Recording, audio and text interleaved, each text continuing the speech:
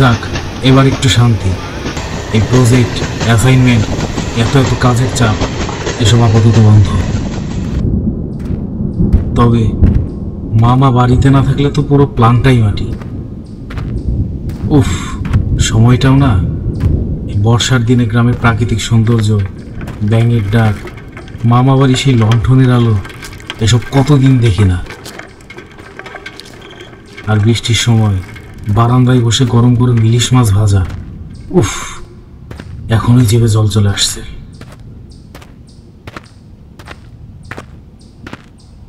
আরে ভাগ্নে, তুমি আবার এদিকে কি মনে করে? পথ ভুল হয়েছে নিশ্চয়ই। কি যে বলো মামা, তুমিও না। আচ্ছা ঠিক আছে ঠিক আছে, চল ঘরে যাবি চল। মামা, ইলিশ মাছ তো, সে নিয়ে তোকে ভাবতে হবে না। তুই ঘরে গিয়ে বিশ্রাম নে, আমি হাট থেকে ঘুরে আসি। শোন, তোর মামি বাড়িতে নেই, একা আবার ভয় পাস না জানো।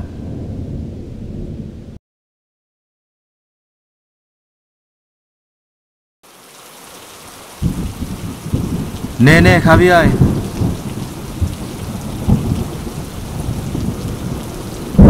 যে বৃষ্টি পড়ছে আর তুইও আসিস, এই বৃষ্টির দিনে কেউ বেড়াতে আসে? চারিদিকে কাদা জল ভর্তি। আরে এই জন্যই তো এসব এসছি, সেই ছেলেবেলার দিনগুলো আবার ফিরে পেতে চাই। নে খেয়ে নে, তুই দেখতে বড় হলেও সে ছোটই রয়ে গেলি।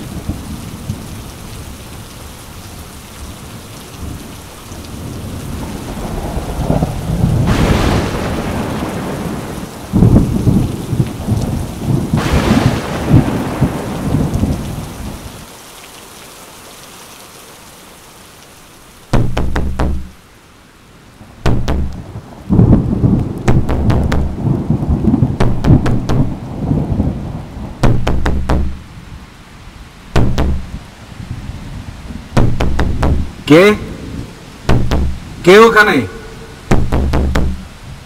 কে আসলো এখন, তাও আবার এই বৃষ্টির রাতে? মামি নয় তো?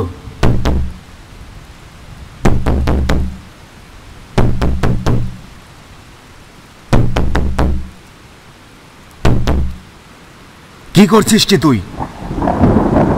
রাত বিরেতে এসবে কখনো সাড়া দিবি না, নইলে ঘোর বিপদ।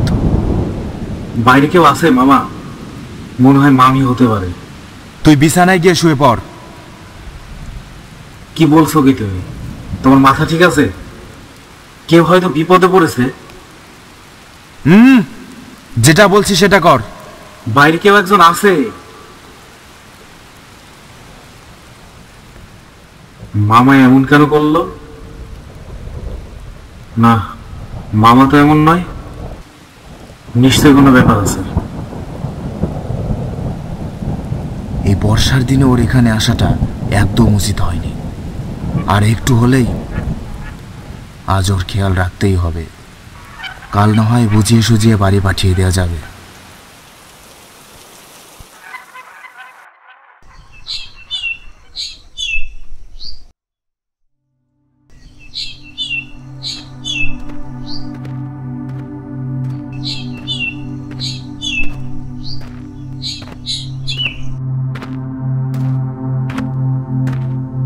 ওখানে আবার কি হলো? সকাল সকাল ওখানে তো ভিড় কেন? কি হয়েছে ওখানে?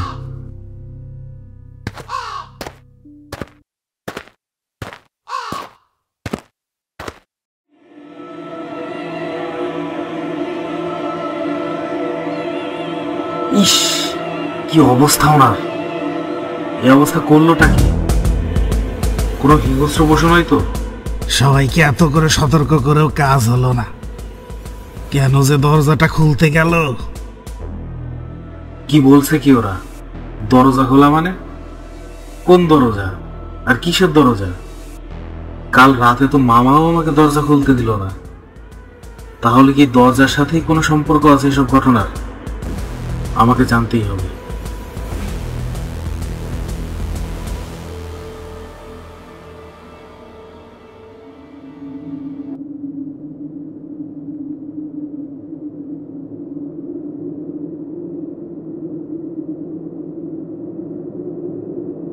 মামা বলো, কেন কাল রাতে দরজা খুলতে দিলে না? কে এসেছিল কাল? ওই মহিলাও দরজা খুলেই মারা গেল। কি আছে এই ঘটনার পেছনে? অত জেনে তোর কাজ নেই। অনেকদিন বাদে এসছিস, ঘুরবি ফিরবি, আনন্দ করবি, এসব তোকে ভাবতে হবে না। না মামা, আমাকে জানতেই হবে। বলো কি রহস্য লুকিয়ে আছে এসব ঘটনার? হয়তো কিছু বুঝতে পেরেছে ও। খুব বেশি দিন নয়, 4 বছর আগের ঘটনা। আমাদের এই গ্রামের শেষ প্রান্তে যে বাড়িটা ছিল, তুই হয়তো দেখেছিস ওই বাড়িটা। সেই বাড়িতে এক বদমেজাজি মহিলা ছিল। প্রতিদিন কারো না কারো সাথে ঝগড়া লেগেই থাকতো। শুধু ঘরের লোক নয়, এ গায়ের ছোট বড় সবার সঙ্গেই সে খুব খারাপ আচরণ করত। অনেকবার গ্রামের মোড়লের সামনে বিচার হয়েছে, তাও সে ঠিক হয়নি। শেষে গ্রামবাসীরা এক প্রকার বাধ্য হয়ে ওই পরিবারকে একঘরে করে দেয়।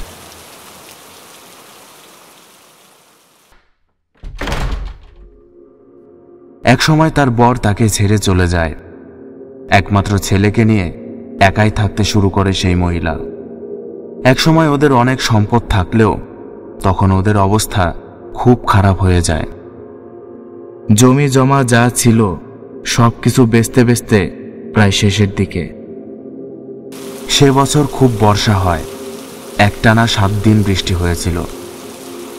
এমন এক বৃষ্টির রাতে ওই মহিলা সবার বাড়িতে গিয়ে দরজা ধাক্কাতে থাকে। দরজা খুলে যখন ওই মহিলাকে সবাই দেখতে পায়, তখনই সবাই দরজা আটকে দেয়। ও অনেক অনুরোধ করে একটু সাহায্যের জন্য। একঘরে করে দেওয়া পরিবার বলে কেউ ওই মহিলাকে সাহায্য করেনি।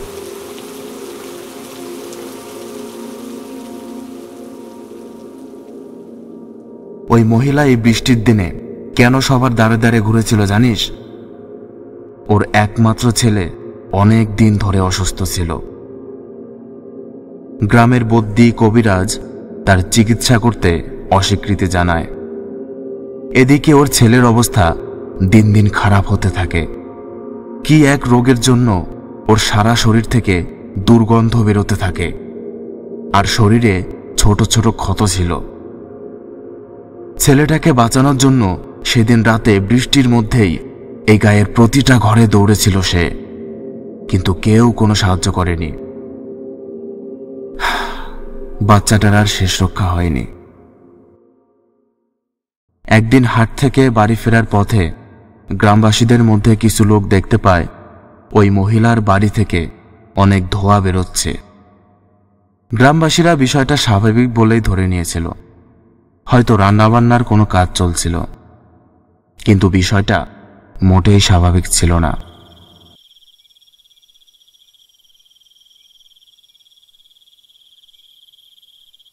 2-3 দিন বাদেই ওই বাড়ির চারপাশে বিভৎস পচা গন্ধ বেরোনো শুরু করে। গ্রামবাসীরা ওখানে গিয়ে দেখতে পায় সেই মহিলার পোড়া পচা দেহ পড়ে রয়েছে। হয়তো সে আত্মহত্যা করেছিল।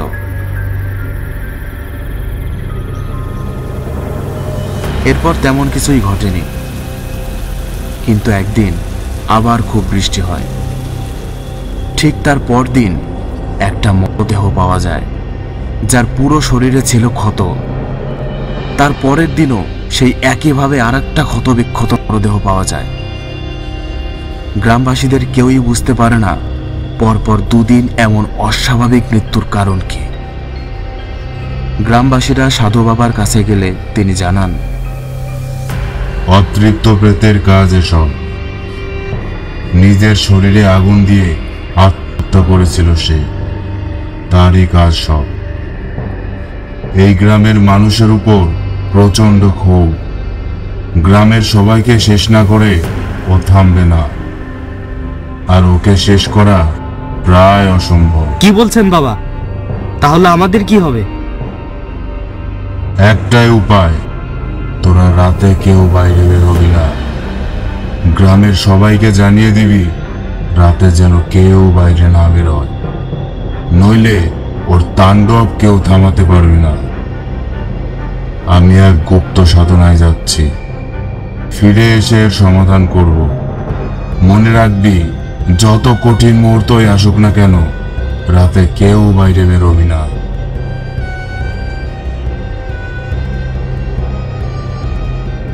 গ্রামবাসীদেরকে সাধু বাবার নির্দেশে সতর্ক করার পর সে বছর আর কোনো সমস্যা হয়নি। কিন্তু ঘটনাটা ওখানেই শেষ ছিল না। বছর ঘুরতে না ঘুরতেই আবার সেই মর্মান্তিক ঘটনা। একটার পর একটা লাশ এদিক ওদিক পড়ে থাকতে দেখা যেত। কিছুদিন পর আবার সবকিছু স্বাভাবিক হয়ে উঠেছিল। পরের বছর আবার সেই ঘটনা ঘটল। সে বছরও অনেক মানুষ মারা গেল। এক পর্যায়ে গ্রামবাসীরা বুঝতে পারে শুধুমাত্র বর্ষাকাল আসলেই এমন ঘটনা ঘটে। তারপর থেকে বর্ষাকাল আসলেই সন্ধ্যার পর কেউ ঘরের বাইরে যায় না।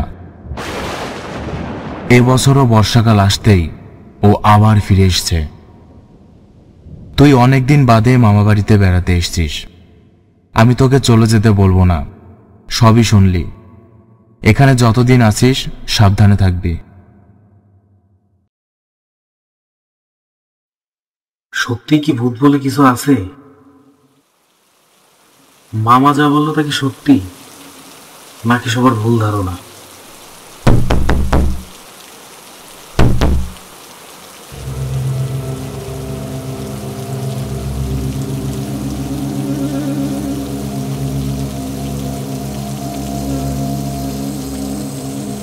না, চোখের সামনে এইটুকু বাচ্চাকে এভাবে মরতে দেখবো, এটা সম্ভব না।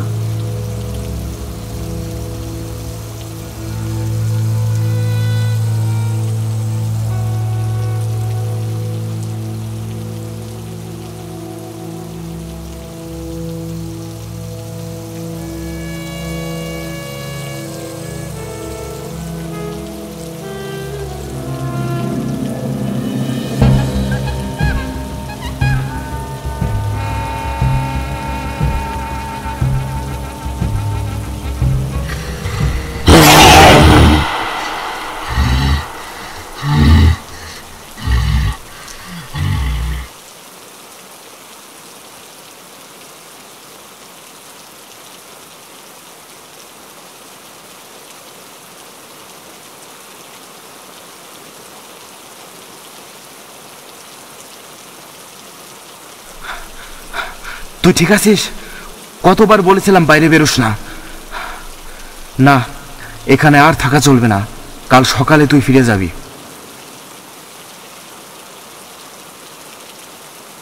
গ্রামের সবাইকে খবর দে, আজ এক্ষুনি আমি যজ্ঞে বসবো। কিন্তু বাবা, মানে এই বৃষ্টির মধ্যে? এক্ষুনি সবাইকে খবর দে। হ্যাঁ বাবা, আমি এক্ষুনি সবাইকে ডাকছি।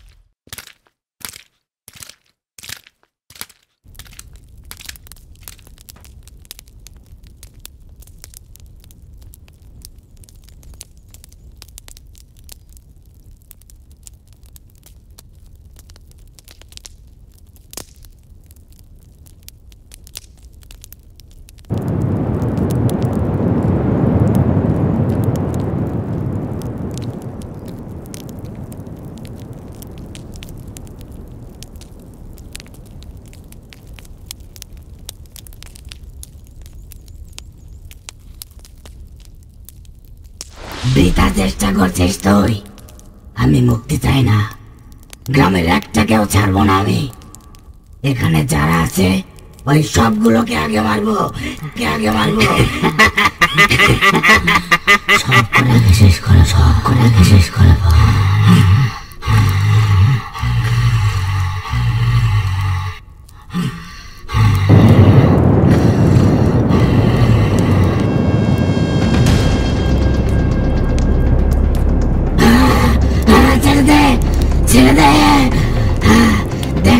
ছেড়ে দে, দেখ আমাকে ছেড়ে দে। এই অমানুষগুলোকে আমি শেষ করবো। যা হয়েছে তোর পাপেই হয়েছে। আমি পাপী, অন্যায় আমি করেছি, কিন্তু আমার ছেলে তো কিছু করেনি। ওর কি দোষ ছিল? ও কেন কষ্ট পেল? যন্ত্রণায় দুঃখে দুঃখে মরল। ও কেন মরল? সেদিন ওরা যদি আমার অন্যায়ের শাস্তি আমার ছেলেকে না দিত, আমি কিছু করতাম না।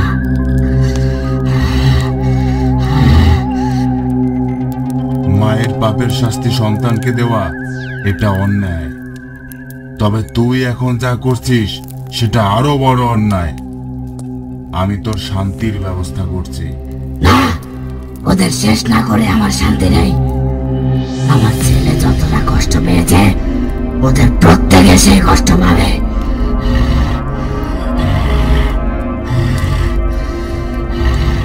ওদের শাস্তি ভগবান দেবে। তুই যাই বলিস না কেন, আমি যাব না। শুধুমাত্র ওদের শাস্তি দেওয়ার জন্যই আমি হত্যা করেছি। আমি ওদের শেষ করবই।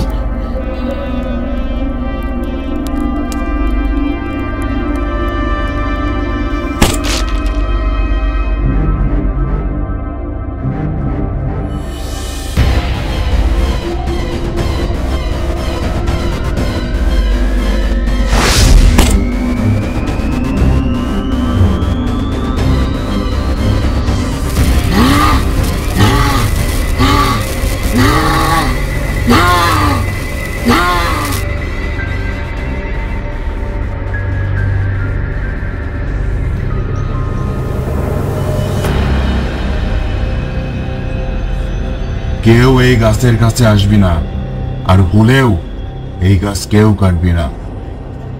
ওকে সহজে মুক্তি দেওয়া সম্ভব নয়। ওকে এখানেই বন্দি করে রাখলাম। এই গাছে বন্দি থেকেই ওর শক্তি কমতে থাকবে। এক পর্যায়ে গাছের সাথে সাথে ওই প্রেতেরও বিনাশ ঘটবে। তবে তোরা যে অন্যায় করেছিস এটা আর কারো সাথে করবি না। কেউ বিপদে পড়লে তাকে সাহায্য না করা অন্যায়, সে যেই হোক না কেন। জয় মা।